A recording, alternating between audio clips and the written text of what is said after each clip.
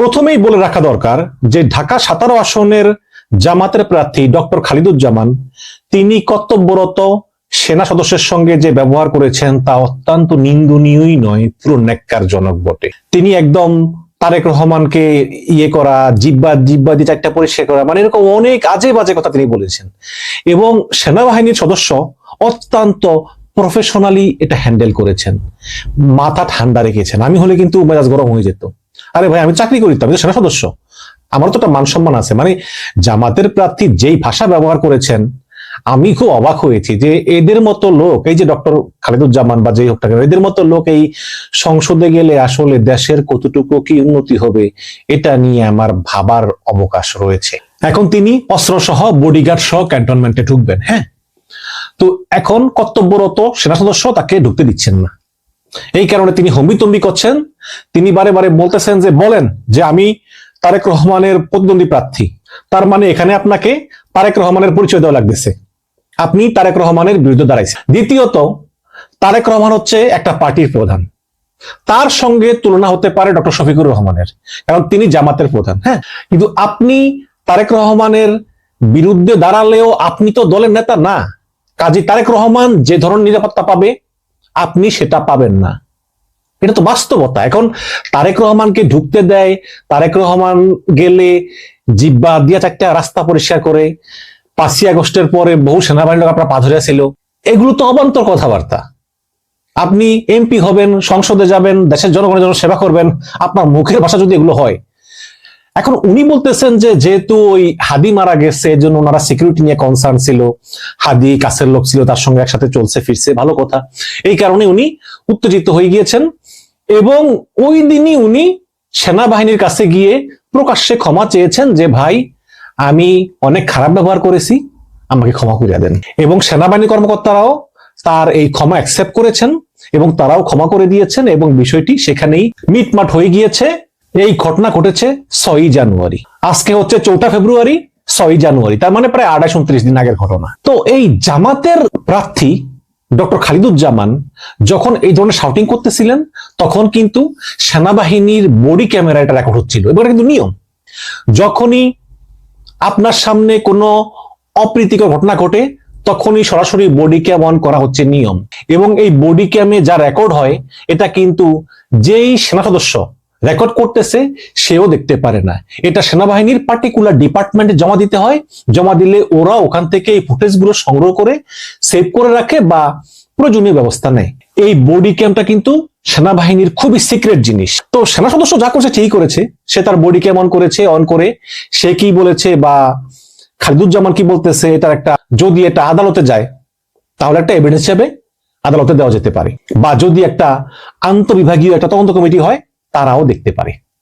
এই উদ্দেশ্যেই body ক্যামটা on করা। হ্যাঁ, এই ঘটনা ঘটার 28 দিন পর, যেখানে ক্ষমা চাওয়া হয়ে গিয়েছে, মিটমাট হয়ে গিয়েছে, যেখানে নির্বাচনের আর মাত্র 8 দিন বাকি, এমন সময় আমাদের অনুসন্ধানী সাংবাদিক, সেই অনুসন্ধানী সাংবাদিকের ফেসবুক পেজে আপলোড করা হলো যে বডি ক্যামের ভিডিও সেনাবাহিনীর পার্টিকুলার ডিপার্টমেন্টের কাছে থাকার কথা, সেখান থেকে হ্যাক হয়ে সেই ভিডিও চলে গেল একজন অনুসন্ধানী সাংবাদিকের কাছে। এখন প্রশ্ন হচ্ছে 28 দিন আগের ভিডিও যেটা মিটমাট হয়ে গিয়েছে সেটাই নির্বাচনের 8 দিন আগে আসলে কি উদ্দেশ্যে ফাঁস করা হলো?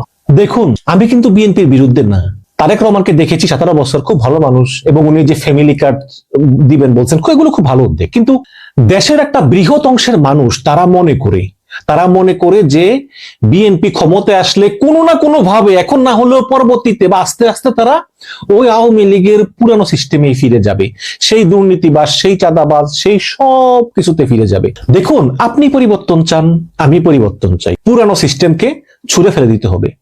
কিন্তু যেই লোকটা সচিব, সারাদিন সে রাজার মতো বসে থাকে, কোনো কাম কাজ করে না, বাড়ি ফিরে আসে, আবার অফিসে যায়, কোনো কাম কাজ করে না, মাস শেষে কোটি কোটি টাকা সে বিভিন্নভাবে ইনকাম করে, সে কি পরিবর্তন চায়? যেই লোকটা চাঁদাবাজি করে কাউরান বাজারের 2 পাশের রাস্তা থেকে কোটি কোটি টাকা চাঁদা তোলে, সে কি পরিবর্তন চায়? চায় না তো। যেই লোকটা ব্যাংক থেকে লোন নিয়েছে, ঋণ খেলাপি, সে কি পরিবর্তন চায়? চায় না তো। ইউনূস সরকারের 2 জন উপদেষ্টা, আসিফ মাহমুদ, সজীব ভুইয়া এবং ফয়জুল করিম, 2 জন বলেছেন যে প্রশিক্ষণ বিমানটা মাইলস্টোনের উপর বিধ্বস্ত না হয়ে সচিবালয় হওয়া উচিত ছিল, কারণ সচিবালয়ে এমন একটা স্ট্রাকচার তৈরি করে রেখেছে, আপনি ওদের সহায়তা ছাড়া চলতেও পারবেন না, আবার আপনি ওদেরকে ভাঙতেও পারবেন না। বাংলাদেশের উন্নয়নের পথে সবচেয়ে বড় শত্রু এই সচিবালয়। তারা কি পরিবর্তন চায়? চায় না, কিন্তু তারা অগাধ পাওয়ার নিয়ে বসে আছে। আমলাতন্ত্র, এই আমলাতন্ত্র পরিবর্তন চায় না। তারা চায় সেই ভূতপূর্ব ব্যবস্থা। তারা কিছুই করবে না, দুর্নীতি করবে আর টাকা কামাবে আর আনন্দ ফুর্তি করে বেড়াবে। তো একটা উদ্দেশ্য জানলাম আমরা, যে এই আমলারা পরিবর্তন চায় না, তার কারণও আছে, কারণ তারা দুর্নীতি করতে চায়, সৎ মানুষ হতে চায় না। এটা যুক্তি পেলাম। দ্বিতীয় হচ্ছে সেনাবাহিনী।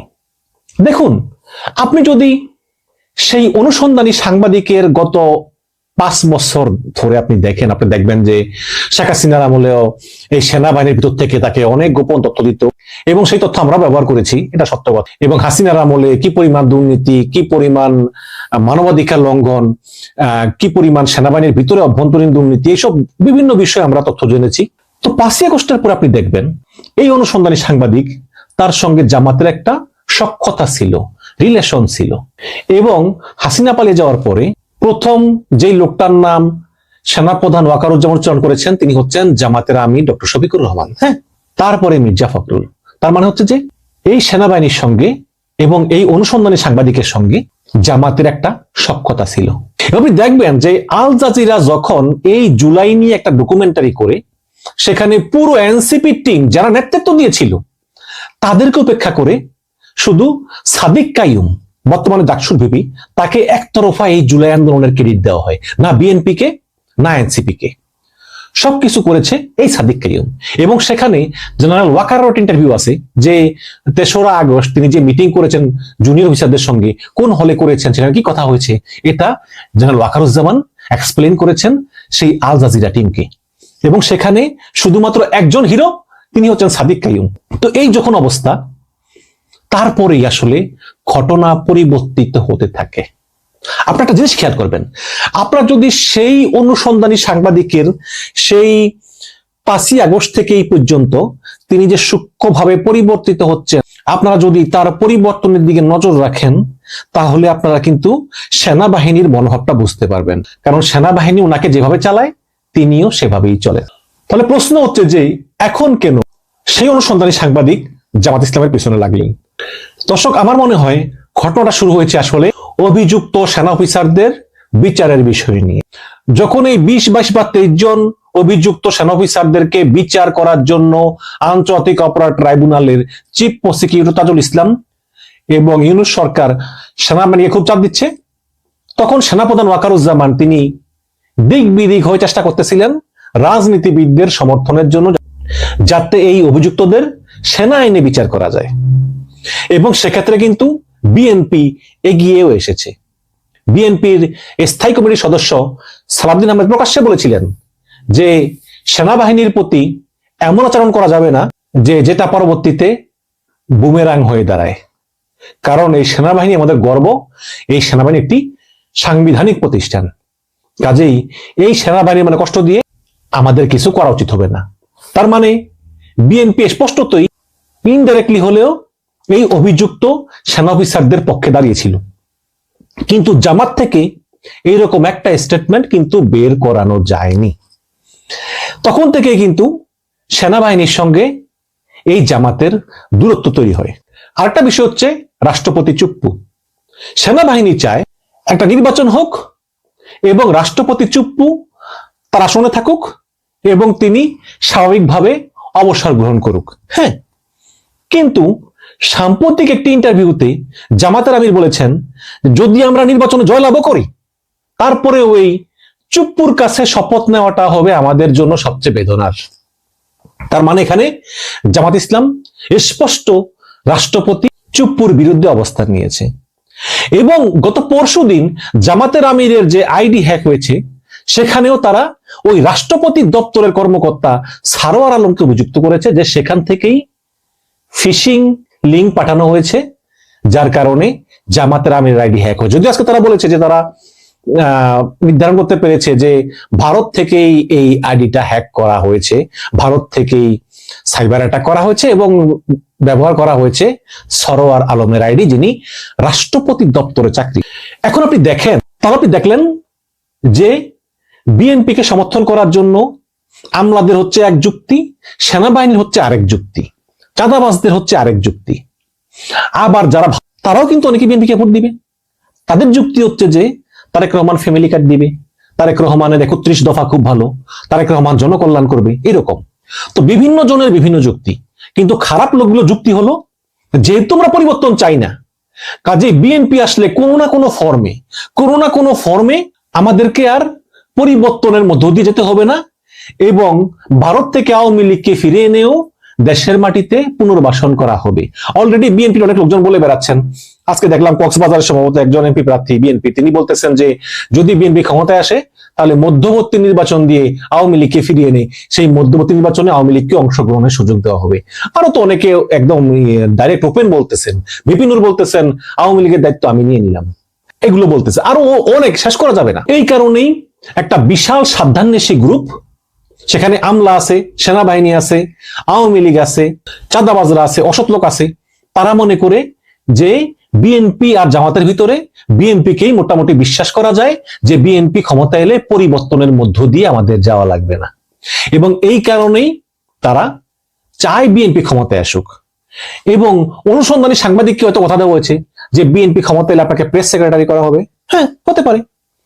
তো এই সমস্ত বিভিন্ন কারণে সবাই কিন্তু নিজের স্বার্থের কারণে সবাই বিএনপিকে সাহায্য করতেছে। এখন এমনটা অবস্থা হয়েছে, আপনি দেখেন যে তারেক রহমান যখন লন্ডন থেকে বাংলাদেশে আসবে তখন সরকারের পক্ষ থেকে বলা হলো বিটিভিকে যে আপনি তারেক রহমানের এই আগমনের লাইভ ভিডিও সম্প্রচার করবেন না, কারণ তারেক রহমান এখনো রাষ্ট্রের কেউ নয় অফিসিয়ালি। কিন্তু বিটিভির প্রধান সেই কথা শোনেননি, তিনি সরকারের কথা মান্য করে তারেক রহমানের আগমনের লাইভ সম্প্রচার তিনি করেছেন। সরকারের কিচ্ছু করার নেই, এবং সরকারের কথা কিন্তু এখন আর কেউ শোনেও না, কারণ সরকার তো আর আছে 8-9 দিন, কেন শুনবে? এবং আগেও শুনতো না। কিন্তু এই আমলাতন্ত্র সরকারের কথা শুনতো না, সরকার আমলাতন্ত্রের কাছে জিম্মি হয়ে গিয়েছিল।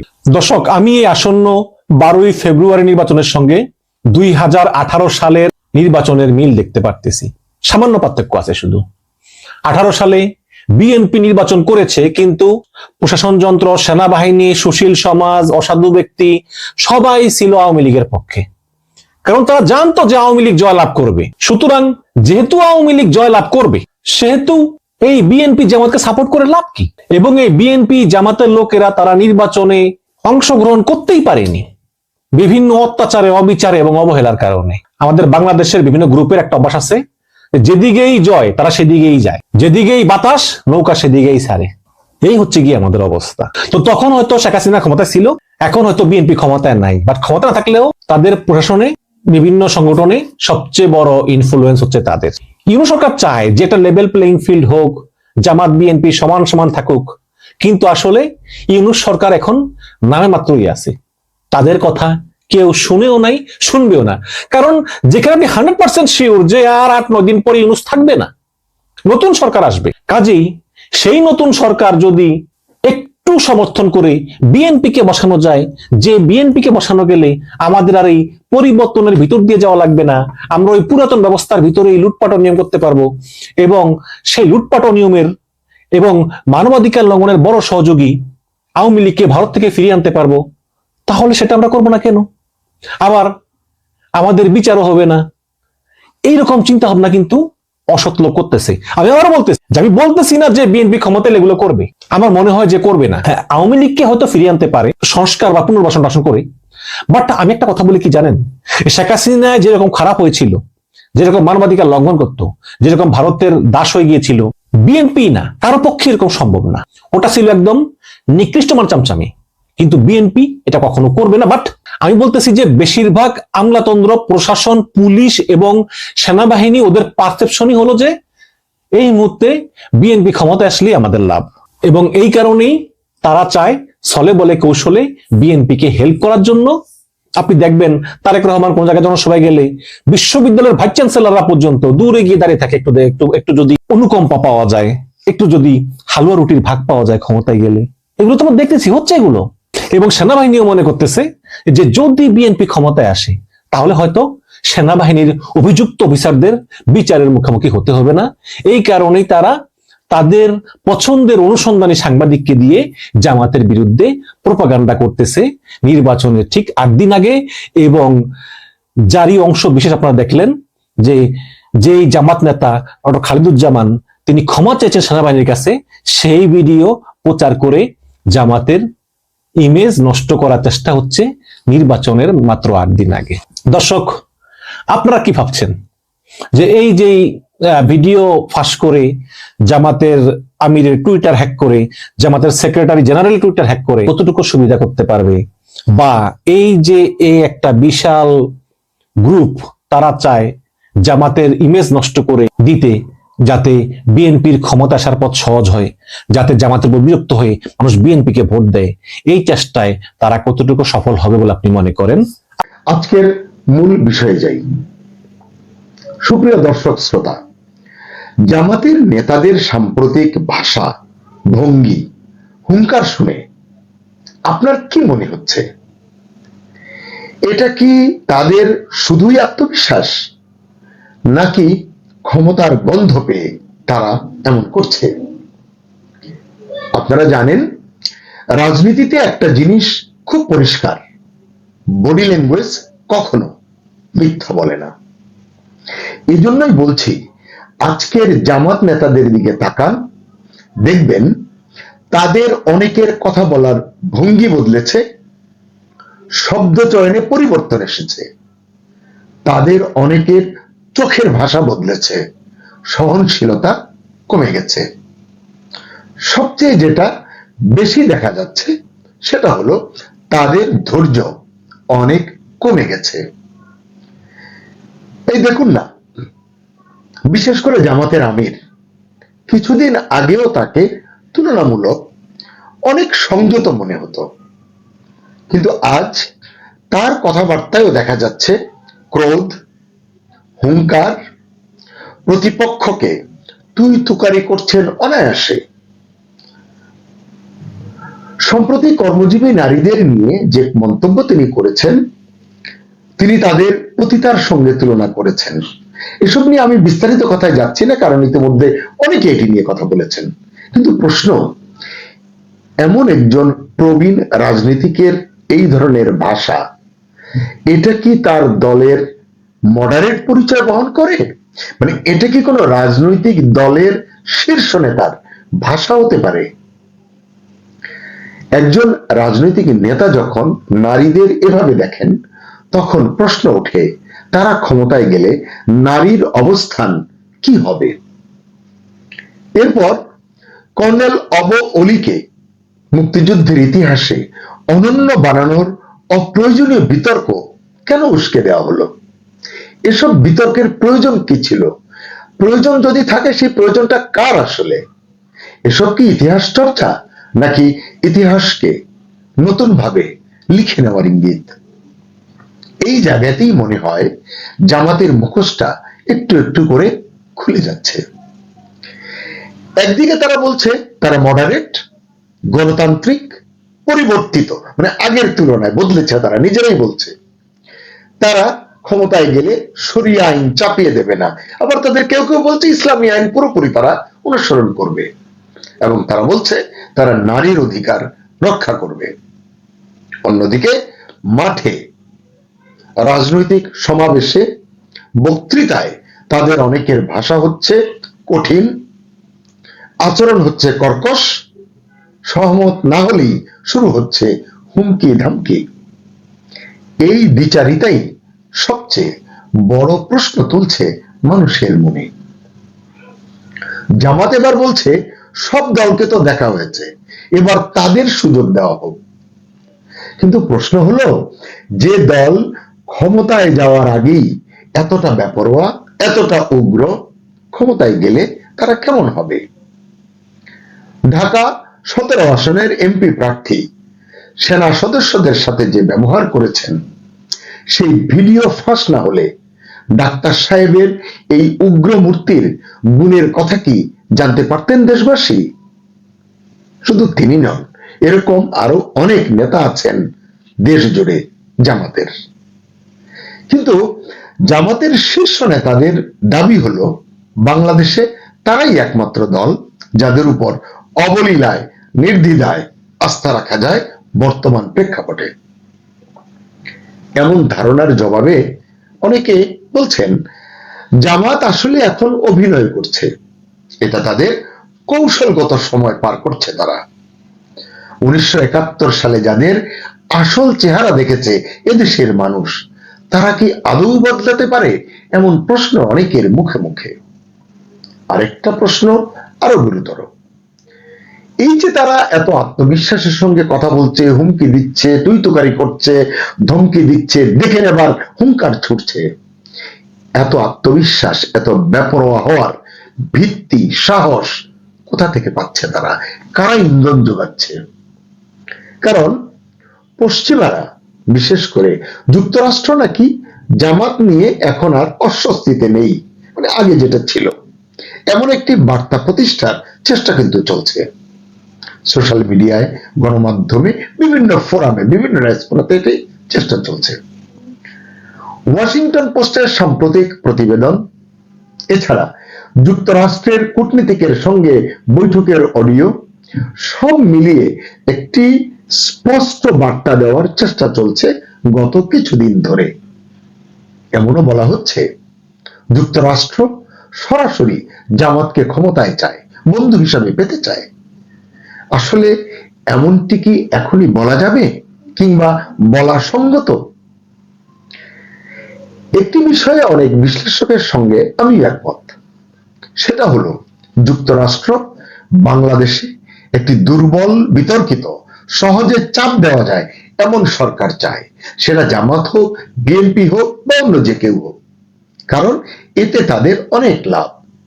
কারণ এমন সরকারকে প্রয়োজনে শুল্ক চাপ দেওয়া যায়, নিষেধাজ্ঞার ভীতি দিয়ে কাবু করা যায়, বা কূটনৈতিক চাপ দিয়ে যা প্রয়োজন অর্থাৎ সকল স্বার্থ আদায় করে নেওয়া যায়, মানে যুক্তরাষ্ট্র আদায় করে নিতে পারবে। এই হিসাবের রাজনীতিতে জামাত কি যুক্তরাষ্ট্রের জন্য সুবিধাজনক অপশন? আপনার কি মনে হয়? এই বিষয়টি, এই প্রশ্নটি, এই ইস্যুটি ভাববার সময় কিন্তু এখনই। এখন জামাত দুর্নীতির বিরুদ্ধে কথা বলছে, বেশ জোরে সোরে বলছে, কিন্তু 2001 থেকে 2006 এই সময়ে যখন তারা ক্ষমতার অংশ ছিল বিএনপির সঙ্গে, তখন কি তারা দুর্নীতির বিরুদ্ধে দাঁড়িয়েছিল? বিএনপি কিন্তু দুর্নীতিতে একাধিকবার বিশ্ব চ্যাম্পিয়ন হয়েছে, সে দায় কি জামাত নিয়েছে? না, তখন তারা কিন্তু চুপ ছিল। এবং তারা কিন্তু এই যে এত সততার কথা বলে, তারা কিন্তু তখন ক্ষমতাও ছাড়েনি। ইতিহাস বলে জামাত মুখে এক কথা বলে, কাজে অন্যটা করে। আজ তারা জুলাই সনদের কথা বলছে, তারা জুলাই সনদে স্বাক্ষরও করেছে, কিন্তু নারী মনোনয়নের যে শর্ত 5% সংসদ সদস্য হিসেবে, সেটা তারা মানছে না, মানেনি। এটাকে কি আপনি রাজনৈতিক সততা বলবেন? না বলা যাবে? তারা কি উত্তর দেবে এর? একটি আল জাজিরার সঙ্গে সাক্ষাৎকারে শুনলাম জামাতের আমির বলছেন they are preparing for them for next election. আসলে এটি হচ্ছে এবারের নির্বাচনের বৈতরণী পার হওয়ার মতো একটা ফাঁকা বুলি, এবং যেটা অচিরেই প্রতারণা বা ধোঁকা হিসেবে সকলের সামনে আসতে চলেছে। আজ জামাত তরুণদের উপর বেশি ভরসা করছে, এমন একটি বার্তা তারা সকল ক্ষেত্রে দিচ্ছে। কিন্তু অতি সম্প্রতি যেসব বিশ্ববিদ্যালয়ের ছাত্র সংসদে তাদেরই ছাত্র সংগঠন, ছাত্র শিবির জয়ী হয়েছে, বা তাদের অনুসারীরা জয়ী হয়েছে, সমর্থকরা, নেতারা জয়ী হয়েছে, ইতিমধ্যেই সেসব জায়গায়, অনেক জায়গায় শুরু হয়েছে দৌরাত্ম্য, তাদের হস্তক্ষেপ, প্রশাসন, বিশ্ববিদ্যালয় প্রশাসন সহ অনেক জায়গায়, এবং অসহিষ্ণুতার কথা আর কি বলবো। ফলে দেশের অন্য যে তরুণ জনগোষ্ঠী রয়েছে, তরুণরা রয়েছে, তারা ধীরে ধীরে বুঝতে পারছে ক্ষমতার আগে আর ক্ষমতার পরে একটি দল এক থাকে না, দলের বৈশিষ্ট্য এবং নীতিও বোধহয় বদলে যায়। ইতিহাসই আসলে আমাদের শিখিয়েছে ক্ষমতায় গেলে মুখোশ ধরে রাখা যায় না। কিন্তু ক্ষমতায় যাবার আগেই কোন আত্মবিশ্বাসের জোরে, কার শক্তির প্রভাবে জামাত এত উগ্র হয়ে উঠেছে? নির্বাচনের আগেই এসব প্রশ্নের সঠিক জবাব পাওয়া উচিত বলে মনে করি, কারণ তাহলে এটি আমাদের সামনের দিনের নেতৃত্ব নির্বাচনে সঠিক দিক নির্দেশনা দেবে বা দিতে পারে। দর্শক, শেষ করব তার আগে সামগ্রিক প্রেক্ষাপটে আপনাদের জন্য প্রশ্ন: জামাত কি সত্যি বদলেছে নাকি বদলে যাবার অভিনয় করছে? কমেন্টে আপনার মতামত জানাতে অনুরোধ করছি।